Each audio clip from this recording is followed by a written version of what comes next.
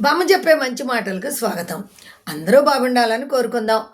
ఇంతకుముందు అంటే పూర్వకాలంలో ఎలా ఉండేదంటే రైతు బిడ్డ రైతుగానే, మరి పంతులు గారి బిడ్డ పంతులుగానే, మరి డాక్టర్ గారి బిడ్డ డాక్టర్గానే, అంటే వ్యవసాయం చేసేవాళ్ళు వాళ్ళ పిల్లలు కూడా వ్యవసాయదారులే అవుతారు. అలాగే మరి పంతుళ్ళు అంటే మనకు చదువు చెప్పేటటువంటి వాళ్ళు వేదపారాయణం అవన్నీ వేదాలన్నీ చదివి ప్రజలకు చెప్పాలి అంటే మళ్ళీ వాళ్ళ పిల్లలే అదంతా కూడా అలా వచ్చేసేవారు. అలాగే వైద్యుడు ఉన్నాడు అంటే ఆ వైద్యాన్ని వాళ్ళ పిల్లలకు నేర్పిస్తే వాళ్ళ పిల్లల తర్వాత వైద్యులుగా వచ్చేవారు. అలా ఉండేది. ఆ తర్వాత మధ్యకాలంలో అంటే మనకు స్వాతంత్రం వచ్చిన తర్వాత కాలంలో ఇవన్నీ కూడా తారుమారైపోయినాయి. రైతు పిల్లలు డాక్టర్లు చదువుతున్నారు, డాక్టర్ల పిల్లలు ఇంజనీర్లు అవుతున్నారు. అలా ఎవరికి తోచిన విద్యను వాళ్ళ తెలివితేటలను బట్టి చదువుకుంటూ వెళ్ళిపోతున్నారు. అయితే ఆ కాలంలో ఉండేటటువంటి పరిస్థితులు ఎలా ఉంటాయి అంటే అందరూ కూడా ఒకే స్కూల్లో చదువుకోవాలి. అంటే ఆ గ్రామంలో ఉండేది ఆ 4-5 గ్రామాలకు కలిపి ఉండే పాఠశాలలోనే అంత పెద్ద జమీందారులైనా కానీ ఎంత మరి పేద పిల్లలైనా కానీ అదే స్కూల్లో చదువుకునేవారు. అందుకని పేద గొప్ప తారతమ్యం లేకుండా అందరూ కూడా ఎంతో అన్యోన్యంగా స్నేహభావంతో మెలిగేవాళ్ళు. అలాంటి టైంలో జరిగినటువంటిది ఈ ఒక్క చిన్న కథని మీకు ఇవాళ నేను తెలియజేస్తాను. అయితే అక్కడ అది చాలా మారుమూల పల్లెటూరు, పట్టణానికి దూరం. అయితే ఆ ఊరిలో 10వ తరగతి దాకా స్కూల్ ఉంది. ఆ ఊరు పిల్లలందరూ కూడా అదే పాఠశాలలో చదువుకున్నారు. ఆ ఊరు జమీందారు గారి అబ్బాయి జగదీషు, మరి బాగా పేద రైతు కొడుకు వెంకట్రావు, వీళ్ళందరూ మిగతా వాళ్ళందరూ కూడా అదే పాఠశాలలో ఒక 40 మంది విద్యార్థులు ఉండారు. అలా ఈ జగదీషు, ఈ వెంకట్రావు అంటే జమీందారు గారి అబ్బాయి, ఈ పేద రైతు కొడుకు ఇద్దరూ కూడా ఒకే పాఠశాలలో చదువుతున్నారు కాబట్టి వీళ్ళ మధ్యన స్నేహం కూడా బాగా బలపడింది. అలా 10వ తరగతి దాకా వచ్చారు. 10 తర్వాత వేరే స్కూళ్ళకి కాలేజీస్కి వెళ్ళిపోవాలి. ఆ రోజు అంతా అయిపోయిన తర్వాత మాస్టర్ గారు అందరినీ సమావేశపరిచి అడిగారు ఒక్కొక్కళ్ళని, మీరు ఏమవుదాం అనుకుంటున్నారు అని.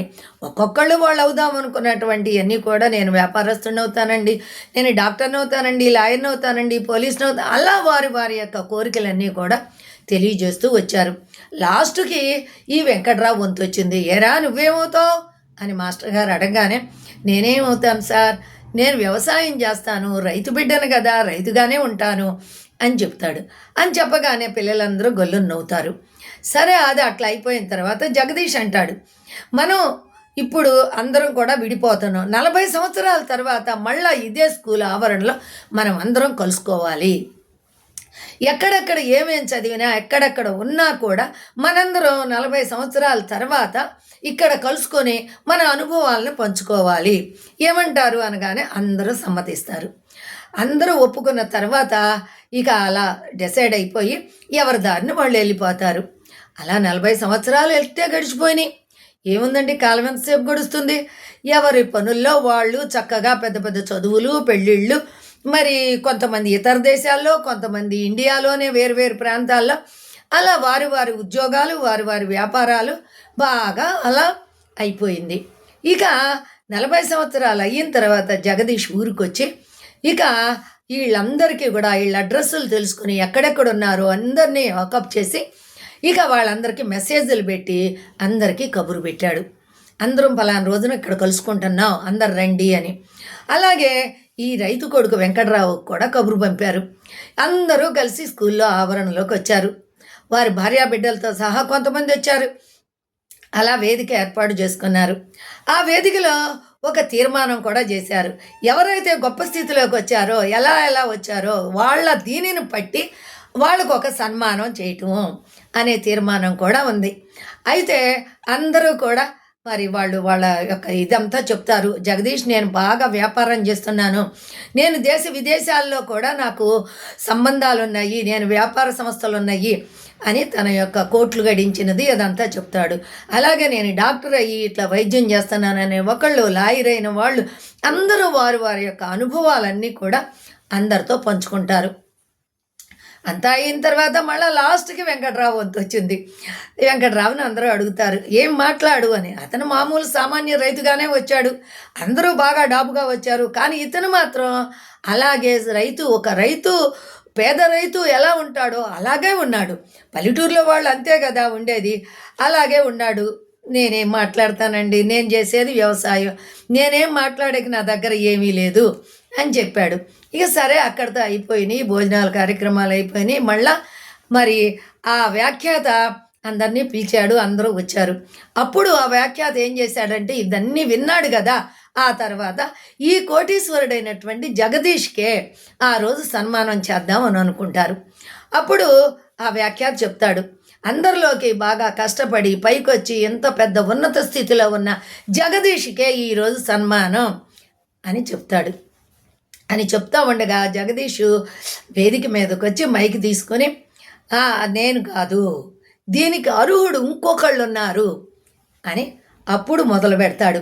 నేను ఈ గ్రామంలోకి వచ్చి 2 రోజులైంది.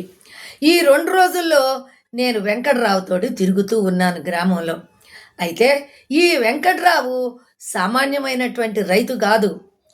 తన వలన ఎంతోమంది జీవనోపాధిని పొందుతున్నారు. తను రైతుగా ఎంతోమందో మరి వ్యవసాయ కార్మికులకు ఉపాధి కల్పిస్తున్నాడు.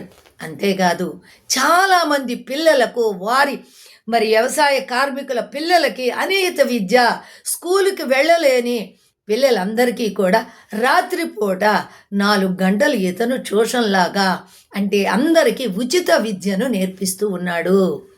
నేను ఇతనితో వెళుతుంటే దారి పొడుగుతా కూడా సార్ సార్ అని ఎంతో గౌరవంగా ఆదరంగా పలకరించే వాళ్ళని నేను ఎంతమందినో చూశాను. అలాగే ఆ వ్యవసాయ కార్మికులు కూడా, బాబు గారు రేపేంటి పని, మా అబ్బాయికి కూడా రేపు నుంచి పంపిస్తానండి అని మాట్లాడే, ఎంతో ఆప్యాయంగా మాట్లాడేటటువంటి ఎంతమందో కార్మికులను చూశాను. మరి అంతటి గౌరవ స్థానాన్ని సంపాదించుకున్నాడు మన ఈ వెంకట్రావు. ఇంతేనా? ఈరోజు భోజనాల్లో నేను గమనించిన ఇంకొక ముఖ్య విషయం చెప్తాను. మేమిద్దరం ఒకే టేబుల్ దగ్గర భోజనం చేస్తున్నాం. వెంకట్రావు నాకు ఆకలిగా ఉంది, తొందరగా పెట్టండి అన్నాడు. భోజనంలో అన్నీ రెడీ అయినాయి. అతను వచ్చేసి అక్కడ ఉన్నటువంటి లడ్డు మరి స్వీట్లు హాట్లు అన్నీ ఉన్నాయి. మరి నన్ను కూడా తినమన్నాడు. నేను స్వీట్ తినలేను, షుగరు. తర్వాత మరి ఇంకా ఇది హాట్ తిను, నాకు అజీర్ణం. భోజనం చెయ్యి, భోజనం కూడా చెయ్యలేను. మరి ఏం చేస్తావు, ఇదిగో అని గుప్పిడి మందు బిళ్ళలు చూపించాను. నా ఆహారం ఆ మందు బిళ్ళలో. కానీ అతను దివ్యంగా అన్ని రకాలైనవి తిన్నాడు.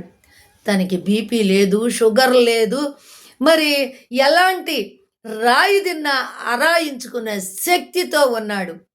హాయిగా తింటున్నాడు, చక్కగా కడుపు నిండా తింటున్నాడు, హాయిగా నిద్రపోతున్నాడు.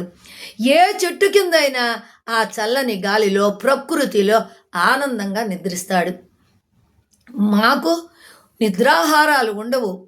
ఇంత సంపాదించినా, ఇన్ని కోట్లు గడించినా కమ్మని భోజనం చేస్తానికి మాకు ప్రాప్తం లేదు.